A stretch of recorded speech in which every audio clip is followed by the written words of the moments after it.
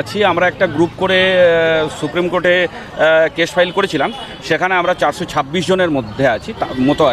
তার মধ্যে কিছু শিক্ষক শিক্ষিকা আছেন যারা আগে মাদ্রাসাতে চাকরি করতেন স্থায়ী পদে, আর 3-4 জন আছেন যারা ওয়াইএসএস এবং খ্রিস্টান মিশনারি স্কুল, যেগুলো অটোনোমাস বডি ওদের, এরকম থেকে 3-4 জন আছেন। আর বাকি আমরা সব স্কুল ডিপার্টমেন্টেই ছিলাম, অর্থাৎ প্রত্যেকেই হাই স্কুলে ছিলাম আর কি। হ্যাঁ, তো আমরা প্রত্যেকেই আবেদন জানিয়েছি এবং এর সঙ্গে আমাদের যেটা জানা আছে প্রাইমারি থেকেও অনেক শিক্ষক শিক্ষিকা এসেছেন হাই স্কুলেই 2016 পরীক্ষা দিয়ে, তারাও আবেদন দিয়েছেন। তো আমি আমাদের যে গ্রুপের কথাটা বলছি সেখানে 426 জনের মতো আমরা কিন্তু আবেদন জানিয়েছি এই শিক্ষা দপ্তর এবং ডিআই এসএসসি এদেরকে।